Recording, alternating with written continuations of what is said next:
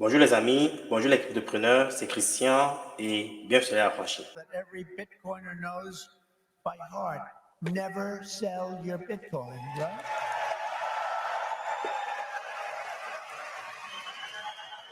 That's right. Ça vous fait mal. Long-term investor, it kind of hurts you when you're hearing, oh my God, it's going down, it's going up, it's going down. And you're forgetting what game you're playing, which is like, I bought it somewhere when it was low in crypto winter or crypto spring, and I'm going to sell out late crypto autumn, and it'll have gone up 10x, 20x, 30x. And that's all I'm doing. I was talking to a friend of mine about this. It's like, crypto is so incredible that it's been giving us the same opportunity every 4 years. And it's like, it's so stupid that it's been so easy. You just buy that big sell-off or add to your positions in the sell-off and do nothing. And everybody who'd done that would have made better returns than starting a startup. Everything else is actually diluted. And I know people are like, oh, Raoul, he's become such a crypto guy. He used to be the macro guy. He used to talk about oil and dollar yen. I don't give a fuck about that stuff because it doesn't produce 150% returns a year. Speaking of which, I love Bitcoin long term, just like I love gold long term. Doesn't mean that I think it's going straight up. All right. So here we have the chart on Bitcoin, and you guys can see the levels pretty clearly. What I'm looking for is continued downside in the minor support of 69,000. So now we're coming in, and we can see that right there on the chart. Now we're coming into this 64,000 and change level. In addition, I showed this morning, but if we connect this low here to this low, they cross right there. Where X marks the spot is always more support. So what I'm thinking is Bitcoin could see a drop here into this key level, hit, and then maybe make another move up. And so that's kind of where I'm looking to potentially be a buyer if it gets down towards 64,000. Obviously, I'll let you guys know. Silver today. Et il estime que après que le prix du Bitcoin est baissé en deçà des 69 000 $, il anticipe que ça devrait atteindre le support de 64 000 $ et rebondir vers la hausse. Il faut aussi comprendre que la raison pour laquelle il y a une baisse sur le marché en ce moment, c'est par rapport à la réticence des investisseurs, par rapport à l'attente des résultats des élections aux États-Unis. Vous savez que l'actualité est dominée par les élections aux États-Unis et que ce soit Harris, d'après certaines années, que ce soit Harris ou Trump qui gagne les élections, le Bitcoin devrait en principe prendre de la valeur après les élections. Mais il y a certains analystes qui estiment que le prix du Bitcoin devrait baisser si c'est Harris qui gagne les élections. Je vais partager cette information dans un instant. Je vais trouver la page. Forbes, ils disent ici quoi? Je vais le lire rapidement. Ils estiment que le prix du Bitcoin devait varier drastiquement dépendamment des résultats des élections présidentielles aux États-Unis, selon les analystes du Wall Street Research Firm.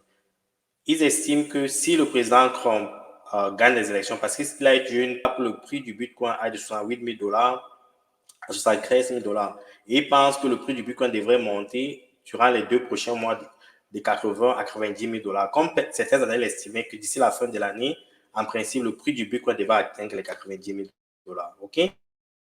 Par contre, ils estiment que si c'est Harris qui gagne les élections, il est fort probable que le prix du Bitcoin atteigne les 50 000 $. Donc, d'après ce sentiment est un peu pressenti par les investisseurs ces derniers jours parce que le résultat des élections présidentielles aux États-Unis aura un impact sur les prix des cryptos actifs, dépendamment de qui gagne. OK? Ça, c'est selon certaines analyses. Mais par contre, il y a certaines personnes qui pensent qu'après les élections, quel que soit Harris ou Trump qui gagne, les prix du Bitcoin devraient prendre de la valeur vers la hausse. OK?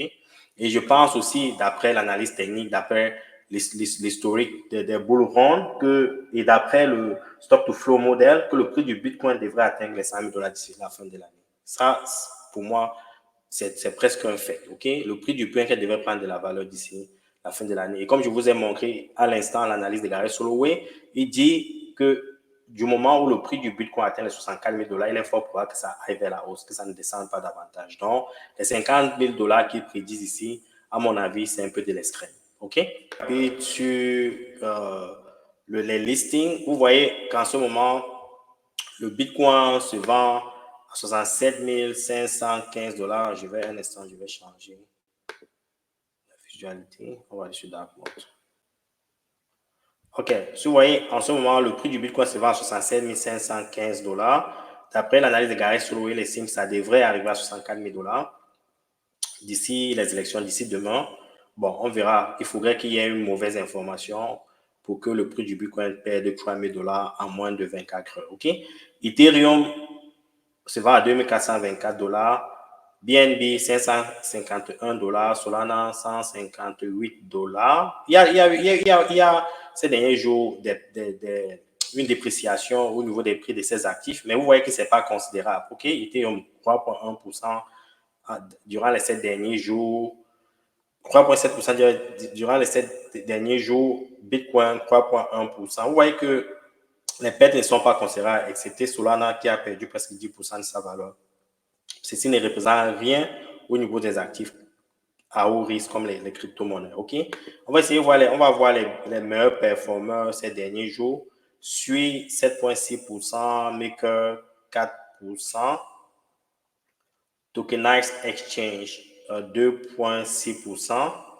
Et essayons de voir les meilleurs performeurs ces 30 derniers jours. Un instant. Radium 88,2%, Whitebit 64,2%, Dogecoin 45,9%.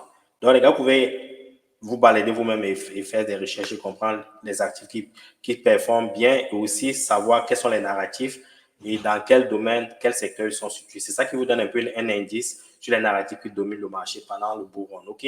Pour comprendre que pendant le bull run, il y a certains narratifs qui dominent le marché. Il faudrait que dans ces narratifs-là, pour faire un maximum de retours. C'est pour ça que le plus souvent, quand je présente ces éléments, c'est pour que vous puissiez comprendre quel narratif est en train de dominer en ce moment. OK? Par exemple, Radium, c'est un échange décentralisé sur Solana. Donc, ça veut dire que les projets Solana, certainement, ont performé pendant les 30 derniers jours. OK? Il faut comprendre ça et naviguer, surtout si vous êtes des personnes qui aiment naviguer d'un actif à un autre. Ce sont les indices à suivre. OK? Au niveau de la tokenisation, de nombre de jetons listés sur CoinGecko, vous voyez que ça ne fait qu'augmenter. Je vous ai dit, les gars, pendant le bull run, tout ça sont les scams. Hein. La majorité de ces projets sont des scams. 95-99% de ces projets n'existeront pas d'ici les 10 ans. Faites extrêmement attention dans quoi vous vous positionnez. Il y a certains qui ne survivront même pas pendant 6 mois, OK, qui sortiront et qui mourront immédiatement. Ce sont des scams, faites extrêmement attention. La dominance du Bitcoin n'a toujours pas changé. 56,6% et 12,4%, OK.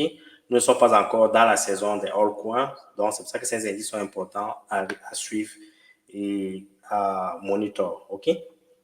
Donc, c'est un peu ça la situation actuelle du marché. Il n'y a pas grand-chose à partager, sauf que c'est les élections qui dominent en ce moment. Et on va voir, parce qu'il y a aussi une information importante mercredi, ce qui, en quelque sorte, concerne la liquidité. Je vous ai dit, les gars, pour que le bull run puisse atteindre la stratosphère, il faudrait qu'il y ait du fuel, il faudrait qu'il y ait du carburant. Et ce carburant, le plus souvent, est suscité par la liquidité. Et quand je parle de la liquidité, je parle de la Fed et du Trésor américain. Je vais partager un peu ce que les gens présagent pour mercredi, quand la Fed aura son meeting. Un instant, je vais partager cette page rapidement. Juste au lendemain des élections, la Fed devrait sortir, nous dire si ou pas il devrait en principe baisser les taux directeurs. Où est la page? La voici. Et puis, quelles sont les probabilités? Nous allons au niveau des probabilités. Selon les probabilités, le 7 mardi, le mardi 7 novembre, certaines personnes estiment à 98% que la Fed devrait baisser les taux directeurs de 25%.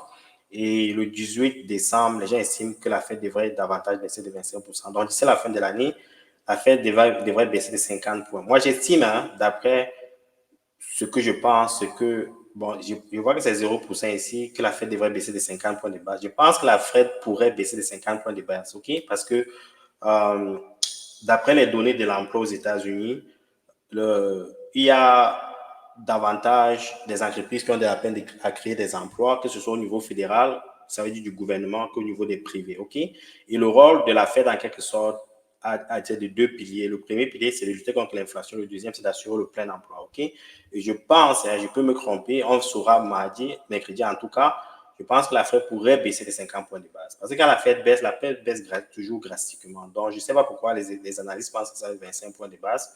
Peut-être ils ont les inside information, mais par rapport aux données économiques moroses qui se passent aux États-Unis en ce moment, je pense que ça devait être 50 points de base. En tout cas, on verra mercredi, OK?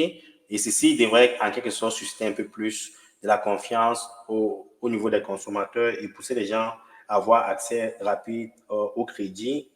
En quelque sorte, la liquidité, c'est ce qui manque en ce moment pour, en quelque sorte, galvaniser les marchés des crypto-monnaies. OK?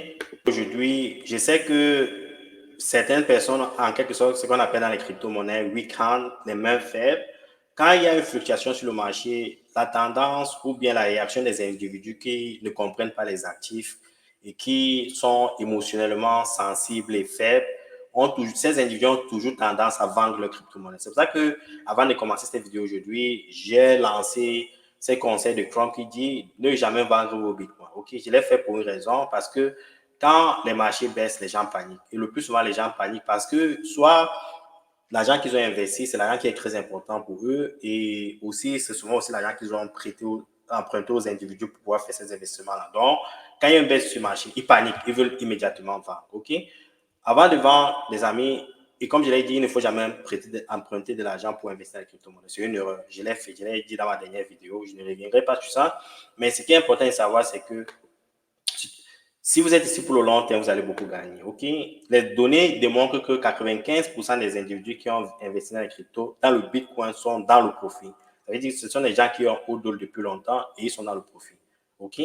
Et l'expérience a démontré que c'est ceux qui sont ici dans le long terme qui gagnent. Ok? Donc, avant de voir, il faut comprendre que des pays, des gouvernements, des institutions sont en train d'investir massivement sur les crypto-monnaies. Ok? Par exemple, Hong Kong a approuvé, a donné l'opportunité à un broker de pouvoir créer des structures sur les bitcoins. Ok? Ceci permettrait en quelque sorte aux individus en Asie d'acheter et de vendre les bitcoins facilement. Ok? Donc, si vous regardez par exemple, ici par exemple, l'agence européenne Telecom, Deutsche Telekom, to start mining Bitcoin. Deutsche Telekom lui-même, cette grande entreprise va commencer à miner les bitcoins. Donc, il faut comprendre l'importance du bitcoin et vous de me poser la question pourquoi ces institutions se sont extrêmement intéressées à détenir ou à miner les bitcoins. Ok? Par exemple, regardez cette information 725 milliards bar cent predict Bitcoin to hit this. En quelque sorte, l'institution financière Bernstein prédit que le prix du Bitcoin devrait atteindre les $200,000 d'ici 2025. OK? D'ici 2025, le prix du Bitcoin devrait atteindre $200,000. Donc, quand vous regardez le court terme, vous voyez ces fluctuations du marché, vous paniquez et ceci vous empêche de voir dans le long terme. Okay? Ce qui est important, c'est le futur. C'est pour ça que quand je vous parle des cryptos actifs ici, je me projette toujours vers l'avenir. Je ne me concentre pas sur les mêmes coins qui ont une durée de vie de 4 mois, 6 mois, 7 mois. C'est juste des narratifs.